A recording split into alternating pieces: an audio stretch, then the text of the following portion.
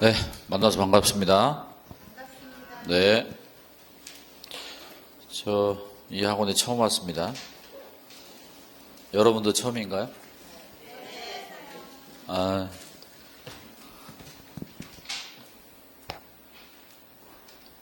자, 우리 과목은 2차 과목이죠? 네, 2차 과목이고 전략 과목이고 그렇습니다. 올림픽 종목을 보면 양궁 종목이 있어요. 양궁은 선수 몇 명이 가서 금메달 3개씩 따죠. 근데 축구는 훨씬 많은 사람이 가도 동메달도 못 땁니다. 어렵죠. 그래서 우리 과목은 좀 더 적은 노력으로 고득점을 하는 과목이다 이렇게 보시면 돼요. 어느 정도 여러분들이 정보를 갖고 있겠지만 제 이름은 윤영기고요. 잘 모르죠? 오늘은 이제 첫 시간에 간단한 소개를 하고 그다음 수업을 진행하도록 하겠습니다. 2차만 하시는 분 손들어 보세요. 2차만 하시는 분 없습니까? 자, 과목 소개를 좀 간단하게만 할게요. 우리 과목의 정식 명칭은 이렇게 됩니다. 자, 어떻게 되나 한번 읽어볼까요? 같이 시작. 공인중개사의 업무 및 부동산 거래 신고 등에 관한 법령 및 실무 이렇게 돼 있죠. 그러니까 우리 과목은 요 부분하고 요 부분으로 나눠져 있는 것처럼 보이는데 시험 공부에서는요 요 부분하고 나머지 부분으로 나눠져 있다 이렇게 보시면 돼요. 그래서 우리 교재도 또 3월달에 보게 될 요약서 그러니까 필수서도 3편으로 되어 있습니다. 그래서 우리 과목은 총 3편 1편이 중개사 법령 2편이 부동산 거래 신고 등에 관한 법령 3편이 중개 실무 이렇게 되거든요. 시험 공고는 매년 2월 말일까지 하게 되어 있습니다. 그러니까 다음 달에 공고가 나올 텐데 시험 비중을 7대3으로 출제를 합니다. 우리 과목은 세법, 공시법을 합친 것과 같죠. 40문제짜리입니다. 그래서 이쪽이 70% 28문제, 이쪽이 12문제 출제된다 하면서 이 비중을 지켰던 거예요. 근데 작년 시험에서는 그 비중이 깨졌습니다. 작년에는 이게 줄었어요. 6문제가. 그래서 이쪽이 55% 22문제, 이쪽이 18문제, 실무 쪽의 문제가 훨씬 많이 출제됐죠. 원래 이쪽이 적게 출제되고 이쪽이 많이 출제되면 예전보다 시험이 어려워집니다. 근데 지난 33회 시험은 역대급으로 쉬웠어요. 우리 과목은. 그러니까 시험 공고하는 그 비중대로 출제하지 않는다는 거예요. 변화할 수 있다는 겁니다. 그러면 이제 우리는 다 지나간 얘기고 앞으로 보게 될 시험은 34회 시험이죠. 그럼 34회 시험에서는 비중이 어떻게 될 거냐? 제가 예상하기는 25문제, 15문제를 예상하시면 되겠다. 그 언저리에서 나올 것 같아요. 그러면 실제 이제 숫자는 어떻게 되느냐? 31회 때, 그러니까, 언제입니까? 2020년이죠. 이때는 29문제, 11문제, 이렇게 해서 총 40문제가 출제됐어요. 그러니까, 28대 12가 어느 정도 지켜졌죠. 그 다음에 이제 2021년 27문제, 13문제에서 이것도 28, 12문제 그 비중이 대략 지켜졌죠. 지난 시험에서는 22, 18 이렇게 해서 비중이 완전히 많이 변화가 됐습니다. 지금 여기 기출 반영이라고 돼 있어요. 이게 무슨 얘기냐면 시험을 이제 34번, 사실은 34번 봤죠. 15회 때 한 번 더 봤으니까. 그럼 뭐 한 10회 때까지는 떨어버리고 그래도 한 20에서 20, 대여섯 번 본 내용이 어마어마하죠. 그 양이. 그러니까 새로운 문제를 낼 수는 없습니다. 그래서 그간에 나왔던 문제를 반영해서 나오는데 그게 기출 반영 비율이에요. 그게 이제 80에서 90% 정도가 됩니다. 그동안에 나왔던 문제가 또 나올 수 있다. 약간의 변형만 거쳐서 요게 이제 요 비중이라면 여러분 공부 어떻게 해야 되겠어요? 그렇죠. 기출문제를 많이 풀어봐야 되겠죠. 그 다음에 이쪽은 기출문제 반영 비율이 60에서 70%니까 기존의 문제가 좀 적게 나오는 편이고 새로운 문제가 꽤 들어온다는 거예요. 그럼 이쪽도 기출문제를 좀 하시고 그동안에 안 나왔던 부분을 좀 추가하시면 시험 준비가 되겠다 그런 건데 사실은 여러분이 이거 그렇게 민감하게 받아들일 필요가 없어요. 왜냐하면 그냥 수업만 잘 듣고 학원에 정해진 프로그램을 따라오시면 되니까 다 커버하게 해줍니다. 크게 신경 쓰지 않아도 돼요. 근데 이제 개인적으로는 기출문제를 좀 많이 풀어봐야 되겠다. 이론 공부하시고요. 다음 최근 3년간의 시험의 난이도를 말씀드립니다. 제가 이것은 실제로 31회, 32회, 33회 문제를 다시 한번 꺼내가지고 일일이 난이도를 면밀하게 살펴본 바에 의하면 31회 때는 상급 문제가 10문제, 하급 문제가 10문제, 중급이 20문제 해서 40문제가 출제됐어요. 근데 이거는 이제 저처럼 강연한 사람들이 봤을 때 보는 시각에 따라서 이게 숫자가 좀 변할 수는 있겠습니다만은 아무튼 제 기준에 의할 때 32회 때는 상급 문제가 8문제, 하급 문제가 12문제니까 가운데는 똑같죠. 그러니까 문제가 조금 더 쉬워졌다. 그런 얘기죠. 그런데 지난 33회는 공법이랑은 엄청 어려워서 시끄러웠죠. 그런데 중개사법은 상급 문제가 4문제에 불과합니다. 그리고 하급 문제가 많이 늘었죠. 그래서 역대급으로 쉬웠던 시험이다. 이렇게 보시면 되고요. 그러면 시험이 계속 난이도가 떨어지잖아요. 쉬워지고 계속 바닥 뚫고 쉬워질 수는 없잖아요. 이게 역대급이라고 한다면 내년 시험은 31회 쪽을 향해서 약간 어려워질 거다. 이렇게 예상을 하고 작년에 공법이 너무 시끄러웠으니까 공법은 좀 무마 차원에서 조금 더 무난하게 출제되지 않을까 이렇게 봐요. 또 하나 여러분이 알아야 되는 게 2차 과목이 몇 과목이에요? 네? 네, 3과목입니다. 3과목. 공시법은 과목이 아니에요. 세법은 과목이 아닙니다. 공시세법이 한 과목이죠. 그래서 40문제짜리가 3과목인데 여러분들은 공부하실 때 3과목으로 나눠서 공부하고 수업할 때는 4과목으로 듣습니다만은 이게 과목이 나눠져 있는 것처럼 보이지만 사실은 120문제 한 과목이에요. 그러니까 1차가 80문제 한 과목, 2차는 120문제 한 과목. 근데 그 120문제 중에 어떤 파트는 좀 어렵고 어떤 파트는 좀 쉬운 거예요. 그러니까 공법 쪽은 좀 어렵고 중개사법이나 실무 쪽은 좀 더 쉽고 그런 거지. 그러니까 여러분이 바라볼 때 2차 120문제는 한 과목이다. 2차 120문제 중에 좀 어려운 부분이 있고 좀 쉬운 부분이 있다. 그렇게 여러분이 받아들여야 됩니다. 그래서 이제 우리가 시험에 합격하고 나면 뭐 중개사법 때문에 합격했어요. 너무 고마워요. 나 공법 때문에 과락 때문에 떨어졌다면 말이 되지만 어떻게 중개사법 때문에만 합격했겠습니까? 공시세법이랑 다 잘했으니까 합격했겠죠. 그러니까 2차는 전부 다 한 과목이에요. 다만 어떤 파트가 좀 쉽고 어떤 파트가 좀 어렵고 그런 차이가 있는 거지. 제 말 이해했습니까? 그러니까 2차는 전체를 한 과목으로 이해를 하셔야 돼.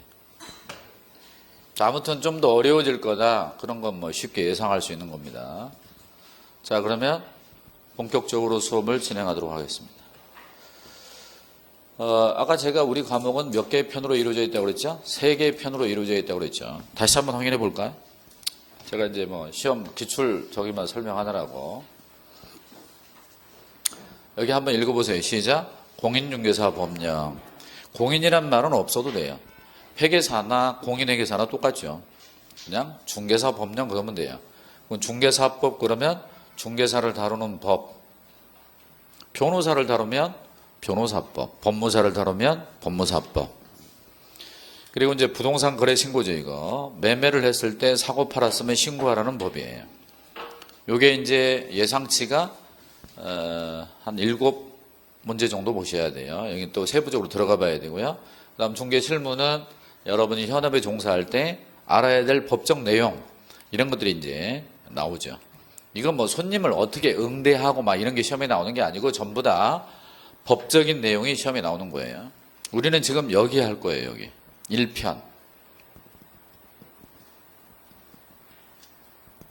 자, 목차는 따로 보지 않겠습니다. 여러분 교재 49페이지로 가면 법의 체계와 중개사법의 구성이 있죠.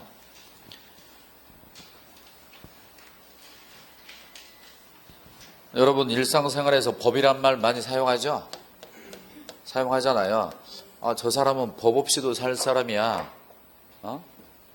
법대로 해 하면서 일상생활에서 법이란 말을 많이 사용하죠. 전부 법이에요.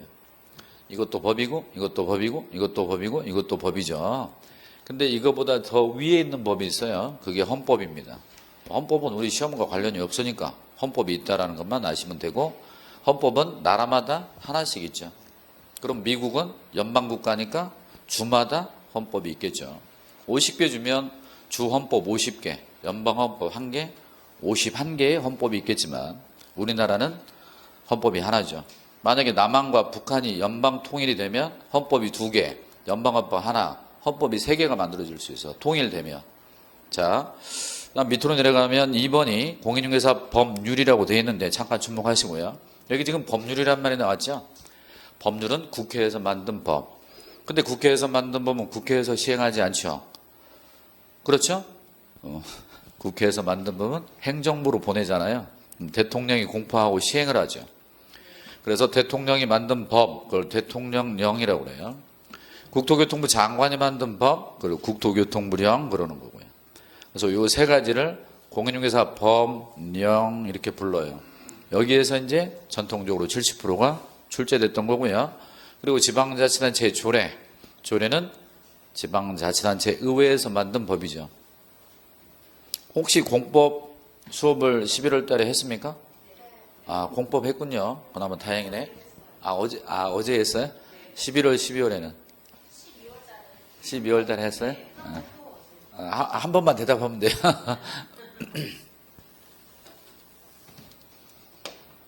자, 여러분, 서울시는 자치단체인가요? 서울시 자치단체죠? 강서구는? 자치단체죠. 제주도는? 자치단체죠. 제주시는? 서귀포시는? 자치단체가 아니죠. 그러니까 제주도만 자치단체인 거예요. 그 말은 뭐냐면 제주시장만 선거로 뽑는다는 얘기예요. 제주도지사만. 제주시장이나 서귀포시장은 선거로 안 뽑죠. 경기도는 자치단체죠. 광역자치단체. 성남시는 자치단체입니다. 성남시장 선거로 뽑죠. 근데 성남시 밑에 분당구, 수정구, 중원구가 있어요. 분당구청장 선거로 안 뽑아요. 그러니까 분당구는 자치단체가 아닙니다.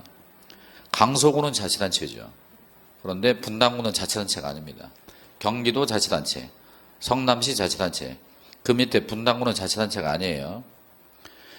경기도, 고양시, 일산 동구, 일산 서구, 거기도 자치단체가 아닙니다. 수원시 밑에 팔달구, 영통구 자치단체가 아니에요. 수원시가 자치단체입니다. 제 말 알아들어요? 그래서 제가 공법을 들어봤냐고 물어본 겁니다. 그러면 그 자치단체마다 의회가 있고 의회에서 만든 법, 그게 조례가 되는 거예요. 강서구에서 꽁초벌 했을 때 과태료, 강남에서 꽁초벌 했을 때 과태료가 다를 수가 있겠죠. 쓰레기 버리는 거. 여기 지금 마지막으로 매수신청 대리인 등록 규칙이 나오는데 매수신청 대리라는 게 경매 대리예요. 그러면 여러분이 나중에 중개사 자격을 취득하시면 창업할 때 등록받거든요. 강서구청장한테. 그러면 여러분 경매 대리할 수 있어요. 근데 경매 대리업을 하려면 법원에 가서 등록을 또 받아야 됩니다. 나중에 배우는데 요에 관한 법, 그걸 대법원에서 만들었어요. 그걸 대법원 규칙이라고 그래요. 이것도 법이에요. 다만 이건 국회에서 만들었고, 이건 대통령이 만들었고, 이건 국토부 장관이 만들었고, 자치단체에서 만들었고, 이건 대법원에서 만들었을 뿐이지 다 법은 법이죠. 큰 틀에서 보면. 그렇게 이해하시면 돼요. 그럼 우리는 이제 여기를 중점적으로 여기까지 이렇게 이제 공부한다라고 보시면 돼요. 그래서 여러분 3번에 보시면 공인중개사법 시행령이라고 그러죠. 대통령령, 대통령이 만든 법. 그 다음에 4번 공인중개사법 시행규칙 그러면 국토교통부 장관이 만든 법, 국토교통부령 넘기시고요. 50페이지에 가면 5번 공인중개사의 매수신청 대리인 등록 등에 관한 규칙. 그건 매년 꼭 한 문제가 나옵니다. 6번에 자치단체의 조례도 시험과 관련이 있어요. 자, 밑으로 내려가면 3번에 공인중개사법의 성격이라고 나오죠. 중개사법의 성격에 1번 중개업에 관한 일반법, 오른쪽에 2번 민법 및 상법에 대한 특별법에 동그라미 치세요. 자, 여러분 시험에서 일반법인지 특별법인지 시험에서 물어보지 않습니다. 그냥 원리만 여러분이 아시면 돼요. 넘겨보시고 52쪽에 3번의 사회법, 다른 말로 중간법이라고 그러죠. 중간법에 동그라미 쳐요. 52쪽에 중간법, 사회법 옆에 찾았습니까? 그 다음에 오른쪽에 4번 국내법, 그리고 5번에 실체법 이렇게 되어 있는데 책은 됐어요. 책은 됐고 칠판 보시면 되겠습니다.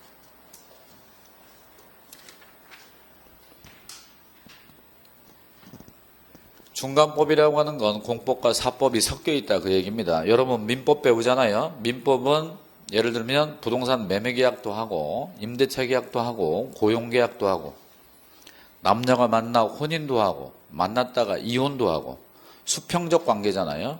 그러니까 수평적 관계를 다루는 법을 무슨 법이라고 그러죠? 사법이라고 하죠. 사법. 그러니까 민법은 대표적인 사법이에요. 근데 공법 한번 볼까요? 여러분 건축법, 건축허가 행정관청에 신청하죠. 그럼 걔네가 검토해서 허가 내줍니다. 그러니까 상하 관계를 다루죠. 상하 관계를 다루는 법을 뭐라고 그래요? 공법이라고 하죠. 근데 그 공법이 부동산에 관한 것이면 부동산 공법 그러고, 여러분 중개사 시험에서는 부동산 공법 몇 가지 법을 배워요? 부동산 공법은 독립적인 법이 아니고 부동산에 관련된 여러 가지 법을 묶어서 부동산 공법 그러는 거고, 부동산 공법 시험 과목이 몇 가지가 있어요? 몇 가지 법? 6가지가 있죠. 국토법, 그리고 도시개발법, 정비법, 건축법, 주택법, 농지법 이런 걸 배우죠. 그러니까 공법은 상하관계, 민법은 수평관계를 다루는데 우리 중개사법은 이런 수평관계에 관한 법도 있고 수직적 상하관계에 관한 법도 섞여 있어요. 그래서 우리 법을 중간법이라고 한다. 시험에서 안 물어봐요. 그냥 원리만 기초 지식으로 알아두세요. 그 다음에 여기에 이제 일반법이란 말이 나오는데 중개업에 관한 일반법이기 때문에 서울에서 중개업, 부산에서 중개업, 제주도에서 중개업 다 똑같아요. 지역의 차이가 없습니다. 남성, 여성의 차이가 없죠. 나이가 많든 적든 중개업을 30년 했든 1년 했든 차이가 없습니다. 그게 바로 중개업에 관해서는 차별 없이 적용된다 그 얘기고요. 그 다음 요거는 여러분이 몰라도 됩니다. 자, 민법, 상법에 대해서는 특별법이라고 그러는데 이렇게 보시면 돼요. 자, 민사에 관한 법. 우리가 이제 결혼도 하고 부동산을 사고 팔고 직장 다니고 하는 관계들이 다 민사관계인데 민사관계에 일반적으로 적용되는 법이 민법이에요. 그러니까 민법은 가장 기본이 되는 법이다 이렇게 보시면 돼요. 그 다음에 사업하는 분야가 생겨났죠. 장사도 하고 기업도 하고 사업하는 분야, 거기가 상사 분야, 거기에 적용되는 법이 상법이 있겠어요. 그리고 건설업, 무역업 많이 있는데 그 중에 하나가 부동산 중개업이죠. 여기에 적용되는 법이 공인중개사법입니다. 그러면 공인중개사법은 부동산 중개업에 대해서는 일반적으로 적용되지만 상법이나 민법에 대해서는 특별법의 성격을 띠는데 그게 무슨 얘기냐? 만약 이 부동산 중개업 분야에 어떤 사건이 발생했습니다. 사건이 발생하면 제일 먼저 중개사법 적용하고 중개사법에 규정이 없으면 상법, 없으면 민법 이렇게 순으로 적용된다는 얘기예요. 어떤 사람이 중개사 자격증 땄어요. 강사학원에서. 따가지고 바로 이 화곡동에다가 사무소 차렸습니다. 자, 그런 사람을 뭐라고 하냐면 개업 공인중개사라고 합니다. 이따가 용어를 배워야 돼요. 자, 이 개업 공인중개사가 잘못된 중개를 했죠. 그래서 사고가 났습니다. 그리고 교통사고, 중개사고 그러죠. 사고 났으니까 손해배상해야죠. 그럼 이 손해배상은 중개사법에 따라서 배상을 하는 거예요. 그러니까 중개사무소 사장님이 잘못된 중개로 손해를 끼치면 그 행위는 중개사법 30조 그리고 민법 750조 이하의 규정에 적용을 받는 거예요. 근데 중개사법이 특별법이기 때문에 민법을 적용하지 않고 중개사법을 우선적으로 적용한다 그 얘기예요. 자, 그런데 여러분은 지금 중개업자예요? 일반인이에요? 그렇죠. 만약에 일반인 중개했어요. 일반인 중개에서 잘못해서 손해 났다. 그러면 중개사법이 적용되지 않겠죠. 그러면 일반인이면 무슨 법? 민법에 따라서 배상하게 될 겁니다. 요 정도만 알아두시면 돼요. 시험에 관해서는. 그 다음에 4번 한번 읽어보세요. 4번. 4번이 뭐예요? 국내법. 우리나라에서만 적용된다 그 말입니다. 국제법은 2개 이상의 나라에서 적용되는 거죠. 여러분들 한미 FTA 들어봤어요? 한미 자유무역협정이라는 거죠. 그것은 국제법이잖아요. 국제조약. 그것은 우리나라와 미국 두 군데 NPT라는 게 있죠. 핵 확산 방지 조약. 거기에 가입한 나라에 다 같이 적용됩니다. 그런 걸 국제법이라고 그러죠. 그런데 우리 중개사법은 우리나라에서만 적용이 되기 때문에 국내법에 해당한다. 그 다음에 여기 실체법이란 말이 나오는데 권리와 의무를 다루는 법이 실체법이에요. 여러분 배우는 게 가장 대표적인 거 민법. 민법 배웠죠? 배우고 있죠? 여러분 민법 시간에 부동산 매매계약 들어봤습니까? 네. 부동산 매매계약을 체결하면 매수인은 소유권 이전 청구권이 생기죠. 매도인은 대금 지급 청구권이 생기죠. 매수인이 중도금을 치렀죠. 매수인이 중도금을 치렀죠. 그러면 잔금날이 다가옵니다. 근데 잔금날이 다가오는데 부동산 값이 막 올라가는 거예요. 매도인은 아차 잘못 팔았다고 생각하겠죠. 매수인은 얼싸 좋다. 사자마자 오르는구나. 그런데 잔금날 잔금을 지급하려고 하는데 잔금을 안 받아요. 그럼 매도인이 잔금을 안 받고 도망 다닙니다. 네? 그럴 수 있죠. 그러면 이렇게 매매계약을 체결했을 때 소유권 이전 청구권, 대금 지급 청구권이 생기는 건 민법에 따릅니다. 근데 내가 잔금을 주려고 하는데 도망 다니잖아요. 그럼 어떻게 할까요? 그렇죠. 잔금을 공탁을 걸고 소유권 이전 청구에 소송을 제기합니다. 그 법이 민사소송법이에요. 그러면 그건 절차법이죠. 절차를 다루잖아요. 소송에서 이겼죠? 확정 판결문이 있습니다. 그걸로 등기를 하게 됩니다. 부동산 등기법. 그건 절차법이죠. 따라서 민법은 권리와 의무를 다룬다. 실체법. 민사소송법, 부동산 등기법 이런 것들은 절차법이죠. 근데 우리 중개사법은 중개업자, 중개사무소 사장님 권리 의무를 다루기 때문에 실체법 그래요. 향후에 이 부분은 거의 강의할 일이 없다. 이렇게 보시면 됩니다. 자, 다음으로 우리 중개사법의 재정 목적이 있어요. 참고로 중개사법의 재정 목적은 확률이 10% 이내입니다. 제가 수업을 하다가 몇 프로란 말을 간혹 사용할 텐데요. 10%란 얘기는 앞으로 10년간 시험을 봐야 한 번 정도 나온다는 얘기예요. 그 확률에도 못 미칩니다. 안 할 수는 없으니까 제가 한번 짚고 넘어가죠. 53쪽을 보죠. 53쪽에 보면 중개사법 재정 목적이라고 나오죠? 찾았습니까? 여기 보십시오. 여러분 형법이라고 했어요. 형법. 형법이 뭐예요? 형사처벌하는 법이죠. 그럼 형법을 만든 목적이 뭘까요? 형법을 왜 만들었을까요? 자, 지금으로부터 한 1만 년, 10,000년 전으로 돌아갑니다. 그 시절에 안 가봤으니까 잘 모르겠지만 그 시절에는 국가가 없었죠. 동굴에서 물고기 잡아먹고 과일 따먹고 그렇게 그냥 살았던 거예요. 그러니까 어때요? 법이 없잖아요. 따라서 힘센 사람이 힘 없는 사람을 주워 패도 폭행죄가 없어요. 그냥 자연의 법칙이에요. 근데 시족이 부족이 되고 부족이 국가가 되잖아요. 그럼 국가의 질서를 유지하기 위해서 법을 만들죠. 남의 거 훔치지 마라. 남을 때리지 마라. 죽이지 마라. 이렇게 점점 법이 만들어지죠. 그래서 질서를 지키지 않으면 형사처벌하겠다는 법이에요. 그러니까 형법은 범죄를 예방하고 범죄자를 처벌하는 게 근목적이죠. 그래서 만들어진 거예요. 그럼 왜 중개사법을 만들었냐? 목적이 제1조에 있는 거죠.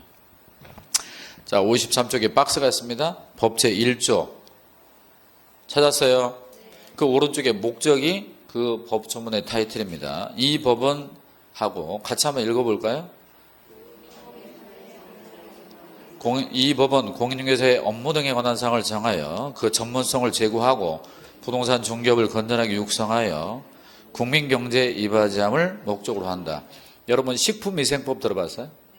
식품위생법은 공인중개사의 업무를 정하는 게 아니겠죠. 식품위생법은 식품의 제조, 유통, 판매에 국가가 관여해서 국민의 건강 증진을 목표로 하겠죠. 법마다 목적이 다르다고 말입니다. 그러니까 가볍게 처리하시면 돼요. 근데 제가 수업하면서 같이 읽어보자라고 하죠? 그러면 여러분 같이 읽으면 돼요. 왜 그게 필요한지 간단하게 소개하겠습니다. 여러분이 영화나 드라마를 보죠. 영화나 드라마를 보는데 집에서 드라마도 있고 요즘 뭐 텔레비전이 커가지고 영화 비슷한 것도 텔레비전으로 TV로 보잖아요. 근데 음성을 소거했습니다. 음향을 죽여놨어요. 그러니까 여러분이 영화나 드라마를 보는데 화면만 나오지 소리가 안 나와요. 그래서 그냥 쭉 봤습니다. 그러고 나서 다른 사람 만나가지고 내가 이런 영화나 드라마를 봤다라고 전달하려고 합니다. 얘기할 수가 없어요. 왜 그럴까요? 눈으로 어떤 장면을 보기만 했죠. 우리의 두뇌는 시각적 기억을 가지고 있습니다. 청각적 기억이 없잖아요. 그러니까 영화나 드라마를 보고 다른 사람에게 전달할 수 없습니다. 전달할 수 없다는 얘기는 머릿속에 들어간 기억을 꺼내지를 못한다는 얘기예요. 근데 만약에 영화나 드라마를 볼 때 음향을 키워서 대사나 이런 거를 다 들었다 이겁니다. 그럼 훨씬 선명하게 기억에 남습니다. 다른 사람한테 영화 본 얘기 하라 그러면 뭐 최민식이 어떻다, 뭐가 어떻다 그러면서 스토리를 쫙 얘기할 수 있죠. 그래서 시각적 기억과 청각적 기억이 여러분의 시험에 도움이 되는 거예요. 여러분이 만약에 집에서 책을 눈으로 읽었다 이겁니다. 눈으로 책을 보기만 했어요. 돌아서면 잊어버립니다. 왜? 눈에서 멀어지면 그냥 멀어지거든요. 전화번호가 기억이 나지 않습니다. 차량 번호가 기억이 나지 않습니다. 하얀 것은 종이고 검은 것은 글씨일 뿐이에요. 그래서 강의를 듣는 이유가 청각적 기억을 가져가기 위해서 그런 거예요. 눈으로 활자를 보고 귀로 강의의 내용을 듣고 그 시각적 기억과 청각적 기억으로 시험장에 가는 겁니다. 아시겠어요? 그러니까 유행가도 불러봐야 부르잖아요. 그러니까 많이 부르라고요. 소리 내서. 하기 싫으면 안 해도 돼요. 여러분을 다 위해서 하는 얘기니까. 자, 우리 중개사법입니다. 자, 보시면요. 중개사의 업무를 다루잖아요. 야, 중개사들 말이야. 이런 거 해야 돼? 이런 거 하지 말아야 돼. 그러니까 공인중개사의 업무를 정하겠죠. 그럼으로써 전문성을 높인다 그 얘기예요. 제고한다는 게 높인다는 거죠. 그럼으로써 부동산 중개업을 건전하게 육성한대요. 그래서 마지막으로 국민경제에 이바지하겠다. 그래서 4가지 업무를 정한다, 전문성을 높인다, 부동산 중개업을 육성한다, 발전시킨다, 국민경제에 이바지한다. 요 4가지를 기억하면 되는데 요거를 굳이 여러분이 외운다면 정전중국이라고 써두세요. 책에다가 세로로. 따라서 58쪽 오른쪽에 날개 쪽이 있는데요. 세로로 정전중국 이렇게 쓰세요. 정, 전, 중국 세로로 그냥 쓰세요.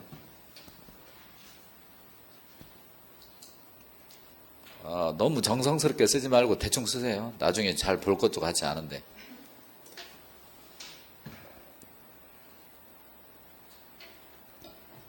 자, 주목하시고요. 재정 목적이 아닌 거.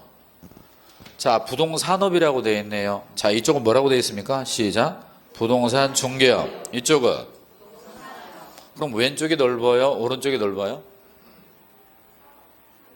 오른쪽이 넓죠. 부동산업 엄청 넓죠. 부동산 관련. 건설업, 토목사업, 분양대행업, 부동산 컨설팅, 부동산 금융, 부동산 중개업. 그러면 부동산업 전체에서 부동산 중개업은 일부죠. 그럼 우리 중개사법은 부동산 중개업을 발전시킨다는 것이지 부동산업 전체를 말하는 게 아닙니다. 의미가 확대됐어요? 축소됐어요? 확대됐죠. 목적이 아닙니다. 두 번째, 부동산 중개업이죠. 중개업. 근데 여기 뭐라고 되어 있죠? 거래업이라고 되어 있죠. 부동산을 샀다 팔았다 샀다 팔았다 샀다 팔았다 매매업, 거래업이 아닙니다. 얘는요 매매가 되도록 도와주는 사업이에요. 근데 샀다 팔았다 매매업, 거래업은 우리와 상관이 없죠. 소개업을 다루는 거예요. 소개업. 거래가 아니고. 투기역제 없습니다. 그 다음 거래 질서란 말이 없죠. 그리고 국민의 재산권이란 말 없어요. 국민은 있죠. 국민 경제, 여기는 국민의 재산권 없습니다. 그리고 부동산의 수요와 공급 조절 이런 거 없죠. 부동산 수요 공급 조절은 어디서 할까요? 국토법에서 하겠죠. 공법 언제부터 배웠어요? 12월 달부터? 11월 달부터. 공법에 국토법 보면 나오잖아요. 국토종합계획, 광역도시계획, 도시군 기본계획, 도시군 관리계획.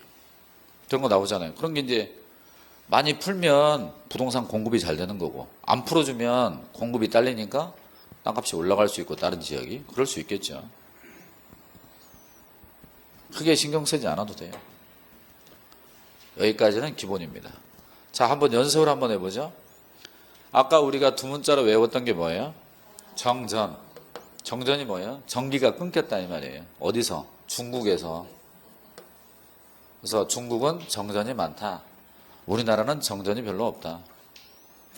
중국은 나라가 워낙 크기 때문에 경제 발전이 많이 된 곳도 있지만 낙후된 곳도 많죠. 자, 정이 뭐였어요?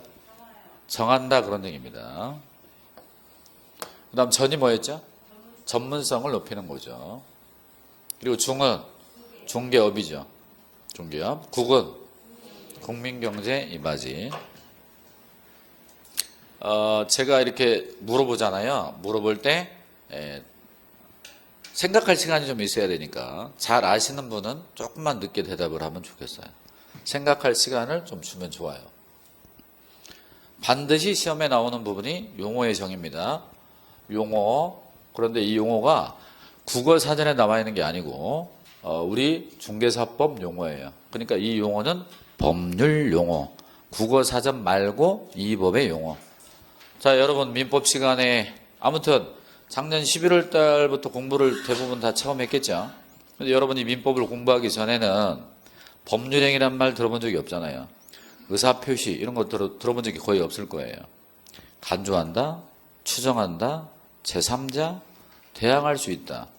통정허위 표시, 차고, 대리, 시효 이런 말을 별로 쓸 일이 없습니다. 근데 민법을 공부하려면 그런 말을 다 알아야 되잖아요. 우리도 마찬가지예요. 중개사법 공부하려면 알아야 될 용어가 있다 그 말입니다. 자, 편안하게 칠판 보시면 돼요. 제가 수업을 할 때는요. 칠판 보자 하면 칠판 보시고요. 책 보자 하면 그냥 책 보시면 돼요. 근데 꼭 칠판 보자 그러면 책 잡고 있고 책 보자 그러는데 칠판 거 옮겨 적고 있고 그럽니다. 반대 방향으로 하지 말고 그냥 편안하게 하시면 돼요. 편안하게. 먼저 중개란 말이 나옵니다. 중개라고 하는 건 부동산을 소개하는 거예요. 중고차 소개하는 게 아니고. 따라서 토지나 건물을 소개하는 게 중개입니다. 중개를 하는데 말이에요. 돈을 받고 계속합니다. 돈도 받고 계속도 해요. 그러면 중개업이 되는 겁니다. 사업이 됐죠. 그런데 보수를 안 받았어요. 계속해요. 그게 뭐죠? 보수 안 받고 계속하는 게 무료 중개. 그죠? 다시 중개를 하는데 부동산을 소개하는데 돈을 안 받고 계속 한다고. 그럼 어떻게 하는 거예요? 무료 중개 하는 거죠? 계속 했어요? 한 번만 했어요? 계속 하고 있죠? 그러니까 무료 중개, 무상 중개, 무료 중개 계속 합니다. 중개업이다 아니다? 응? 계속해. 계속 한번 그렇게 생각만 해. 대답을 해야 될 거 아니에요. 중개업이 아닙니다. 그런 건 뭐죠? 사회 봉사활동이라고 그래. 사회 봉사활동. 반대로 돈을 받았죠. 돈 받았습니다. 그런데 계속하지 않습니다. 한 번만 했습니다. 중개업이다 아니다? 아니죠. 계속해야죠. 제가 친구하고 차를 타고 가다가 제 차가 타이어가 펑크가 났어요. 요즘은 스페어 타이어가 없는데 옛날 차들은 대부분 트렁크에 스페어 타이어가 있습니다. 근데 나는 차를 수리해 본 적이 없어요. 그래서 친구에게 야 네가 좀 고쳐라.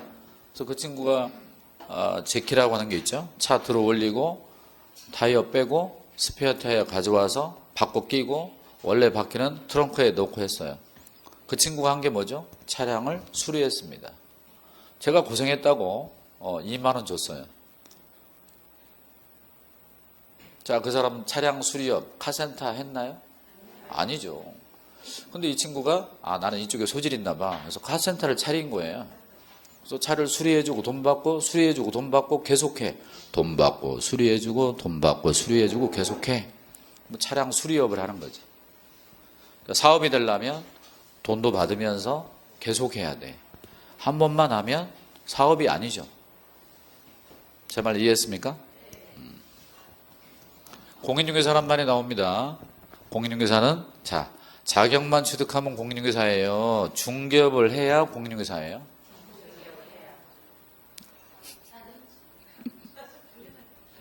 변호사 자격만 따면 변호사예요? 변호사 사무실을 개업해야 변호사예요? 그렇죠. 사법시험에 합격해서 연수원을 마쳤거나 로스쿨을 나와서 변호사 시험에 합격했거나. 근데 변호사 자격증 따가지고 80이 넘었어요. 그래서 지금 놀고 있는 사람이 있어요.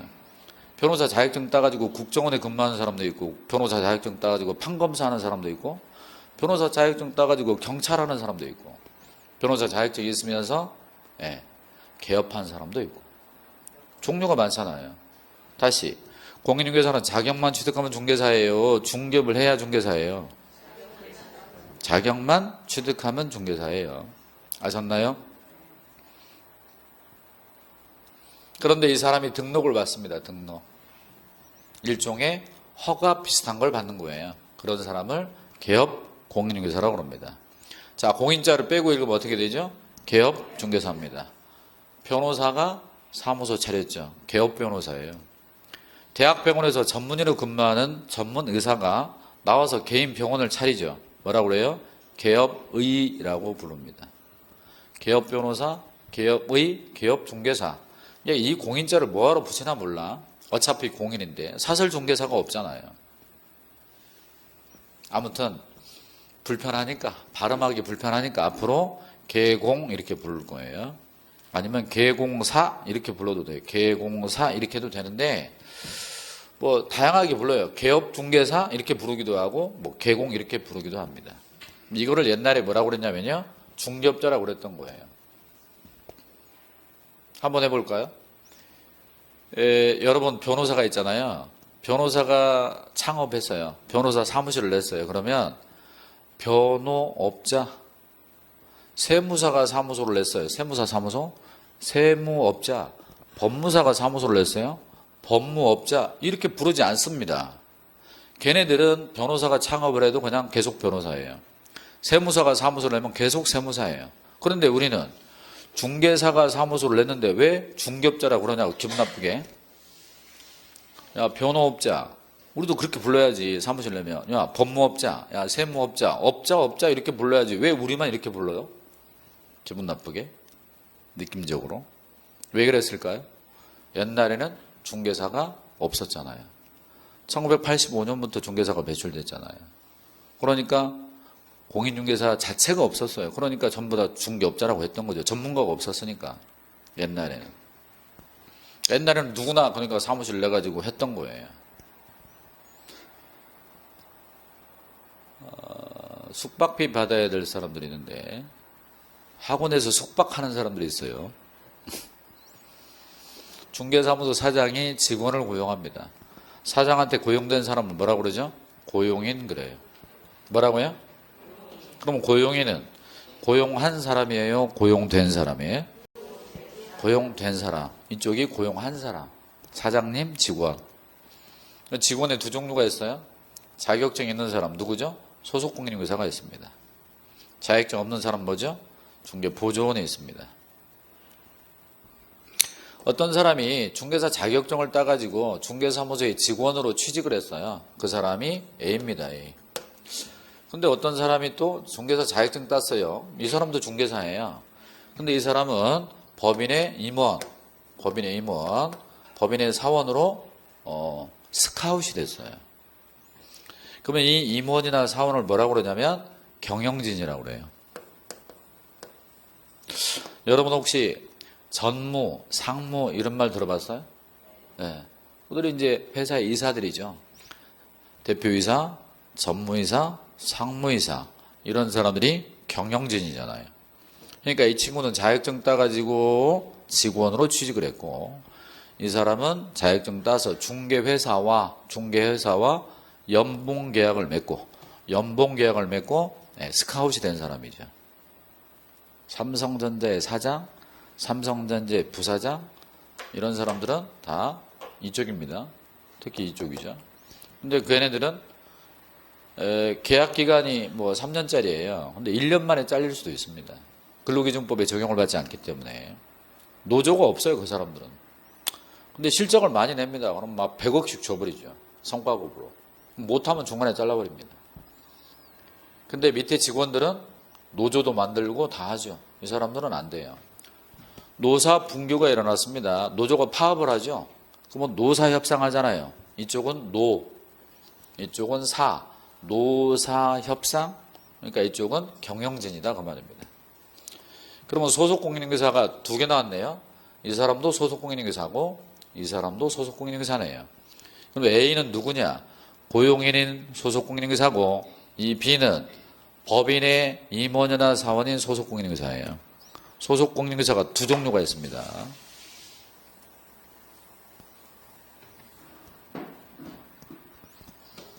자, 이제 중개라고 하는 용어로 들어가 보죠. 중개. 여러분 교재 55쪽 용어의 정의. 거기 법 제2조 이 법에서 사용하는 용어의 정의는 다음과 같다. 라고 하고 1호부터 자 중개부터 한 장을 넘겨보시면 56쪽 6호까지 중개 보조원까지 있어요. 잠깐 칠판 보세요. 이게 뒤로 돌아가는 게 없나? 있지. 자, 여기 보시면 하얀 박스 있죠. 하얀 박스가 몇 개예요? 6개죠. 하나, 둘, 셋, 넷, 다섯, 여섯. 이 6가지 용어로 공부하는 겁니다. 그런데 여기에 사람이 몇 명이에요? 사람 4명. 사람이잖아요. 사람이고 얘도 사람이고 사람이죠. 얘는 사람이 아니라 그냥 단어일 뿐입니다.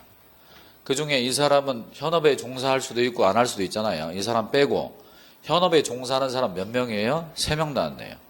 중개사무소 사장님, 소속공인인계사, 중개보조원, 아까 법인의 임원들, 그들을 전부 합쳐서 개업, 공인인계사 등이라고 합니다. 여기다 등자를 붙이면 돼요. 그러니까 너무 많은 걸 일일이 다 표현할 수 없을 때 앞에 대표자만 쓰고 등자를 쓰면 그 전체를 표현하는 거예요. 따라 해보세요. 개업, 공인인계사 등이라고 하면 중개업 종사자 전체를 말한다. 이렇게 보시면 돼요.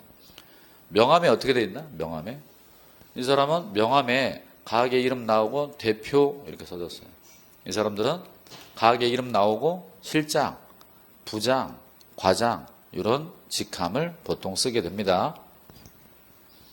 여러분이 나중에 목표가 여기죠? 여긴가요? 여긴가요? 어디예요? 여기죠? 56쪽에 중개부터 보겠습니다. 원래 제가 다른 학원은 11월 달부터 이미 강의가 시작됐기 때문에 한 바퀴가 돌고 지금 제가 나가는 다른 학원은 2바퀴째 돌아가고 있습니다만은 우리 강사 학원은 지금이 첫 강의니까 저하고 익숙하지도 않고 이 과목에 대해서 어느 정도 맛을 보지 않았기 때문에 좀 뭐라고 그럴까 강의가 좀 뻑뻑하다 그럴까 부드럽지가 않아요. 기초가 안 돼 있기 때문에 그래서 쉬었다 하겠습니다.